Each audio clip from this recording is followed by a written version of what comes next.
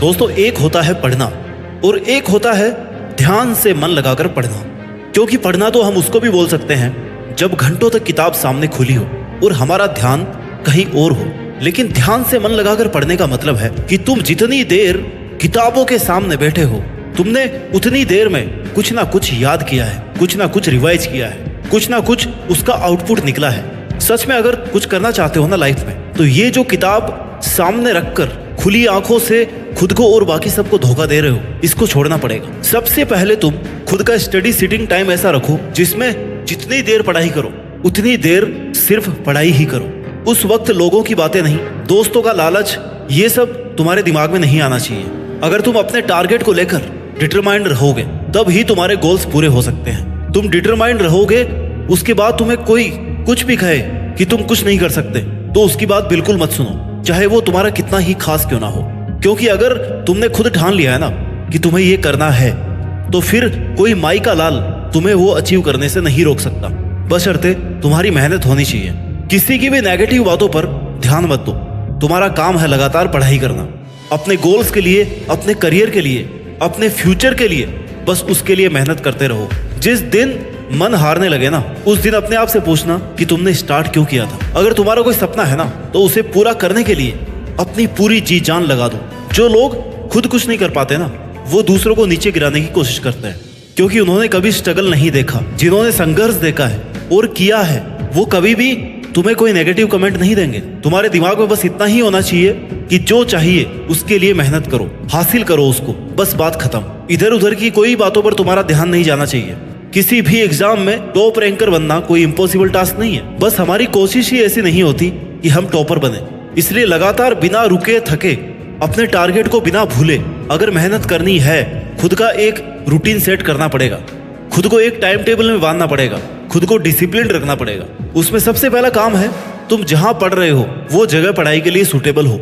आपकी पढ़ाई आपकी सराउंडिंग पे डिपेंड करती है, इसलिए सही जगह का, सही डायरेक्शन का होना बहुत जरूरी है। पढ़ने के लिए अच्छे एनवायरनमेंट का होना बहुत जरूरी है। और अगर तुम अपनी पढ़ाई बहुत भीड़ भाड़ वाली जगह, शोर शराबे वाली जगह कर रहे हो ना, तो आपका ध्यान डाइवर्ट होना एक नॉर्मल बात है।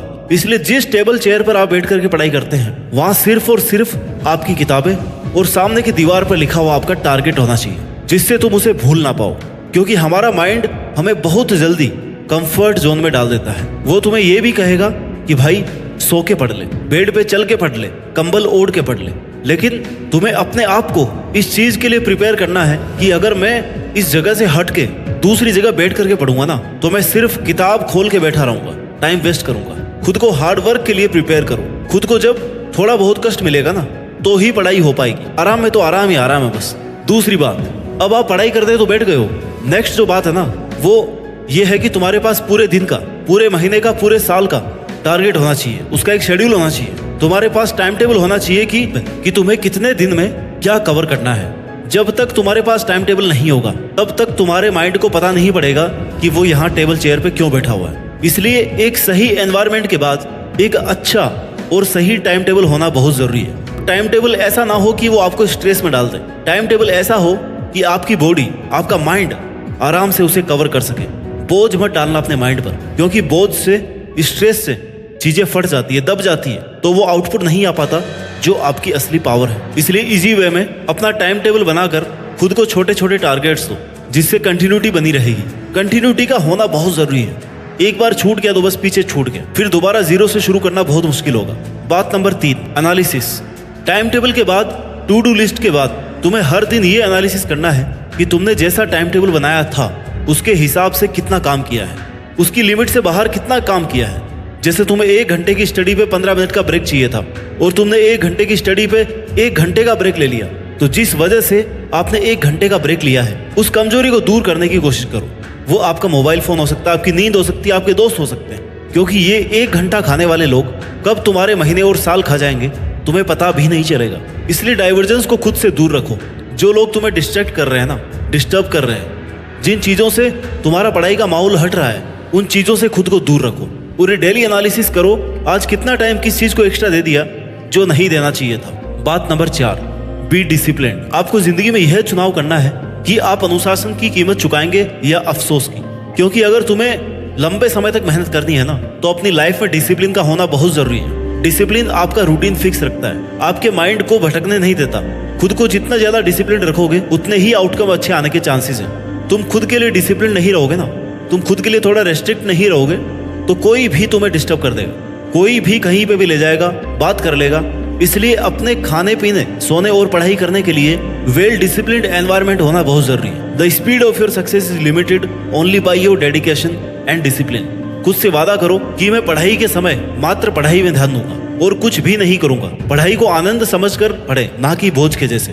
बात number 5, be honest, be grateful. अपना सपना जीतना मुश्किल होता है, नामुमकिन नहीं। हमेशा याद रखें कि आप किन परिस्थितियों से आए हैं। अपने लिए ईमानदार रहें। जहां से आप आए हैं ना, जहां तक आप पहुंचे हैं और जिन परिस्थितियों में आपके पेरेंट्स ने आपको भेजा है, उन परिस्थितियों को भूले नहीं, क्योंकि वो तुम्हारा असली इंस्पिरेशन है, वो तुम्हारा ड्राइविंग फोर्स है। जैसे ही तुम डाइवर्ट होने लगोगे ना, तुम्हारा पढ़ाई में मन कम लगने लगे, तुम्हें इन चीजों को याद रखना चाहिए कि यार मेरे घर वाले आज के दिन सुबह 4 बजे उठकर खेती का काम कर रहे होंगे और मैं 8 बजे तक आराम से सो रहा हूँ। इन चीजों को याद करने से तुम्हें अपने आप इंस्पिरेशन मिल जाएगी कि यार मुझे पढ़ना चाहिए, मेरे लिए ना सही, कम से कम अपने घर वालों के लिए। इसलिए कभी भी अपनी परिस्थितियों को, अपने परिवार के बैकग्राउंड को ना भूलें, क्योंकि आप कितने ही आगे पहुंच जाएं, अगर आप अपनी जीरो वाली पहचान, जब आप कुछ भी नहीं थे, अगर आपने वो पहचान ही भुला दी तो आप आगे नहीं बढ़ पाएंगे। क्योंकि आपकी पहचान ही वह चीज है जो आपको याद दिलाएगी कि आप कौन हो, कहां से आए हो, क्या करने वाले हो और क्या क्या और किन किन परिस्थितियों में अब तक इतना कुछ किया है। तुम अपने आप को बहुत लोगों से आगे समझो, क्योंकि तुम्हें चॉइस से किताबें मिली है, तुम्हें चॉइस में पढ़ना मिला है। बहुत से लोगों को आपकी उम्र में घर भी नसीब नहीं होता है, लेकिन फिर भी आप जानबूझकर मेहनत को, अपने आलस को, कंफर्टेबल जोन को चूज कर रहे हो। दोस्तों, अच्छी किस्मत किसी की नहीं होती, अच्छी किस्मत बनानी पड़ती है। भगवान भी उसी का साथ देता है जो खुद की मेहनत के लिए ईमानदार हो। इसलिए अभी भी वक्त है, सीरियस होकर पढ़ने लग जाओ। वैसे इस तेजी से बढ़ती हुई दुनिया में अगर आपके पास फालतू कामों के लिए टाइम है तो यकीन मानो आपकी आने वाली दिनों में ना बहुत बुरी हालत होने वाली है। और जब आपके पास सिर्फ और सिर्फ पछतावा बचेगा कि काश यार मैंने उस वक्त मेरा टाइम बर्बाद नहीं किया होता जब बाकी लोग पढ़ रहे थे, मेहनत कर रहे थे। इसलिए अगर कुछ करना है ना तो या तो जान लगा दो या फिर जाने दो। बेवजह उसको पकड़े मत रखो। मेहनत करने का, पढ़ाई करने का ढोंग करके घर वालों को और खुद को धोखा मत दो। नहीं हो रहा ना तो उसको छोड़ दो और बता दो सबको कि भाई मुझसे नहीं होगी पढ़ाई, मैं मजदूरी कर लूंगा। लेकिन ऐसे धोखे में मत रखो किसी को। There is no substitute and no shortcut for hard work. भाई मेहनत तो करनी पड़ेगी, वो भी स्टेप बाय स्टेप। मुझे नहीं पता अभी कि किसके पास कितना टाइम बचा हुआ है और साल भर किसने कितना कुछ कर लिया है, कौन कितना पानी में है। मुझे बस इतना पता है कि अगर आज से, अभी से शुरू करते हैं ना, तो तुम वो अचीव कर सकते हो जो तुमने सोचा है। आपके पास जो टाइम बचा है उसमें अपना फिक्स टाइम टेबल बनाकर अपना 100% देने की कोशिश करो और मन लगाकर उन बचे हुए दिनों में वो करके दिखाओ जो आपके पेरेंट्स ने आपसे उम्मीद लगा रखी है।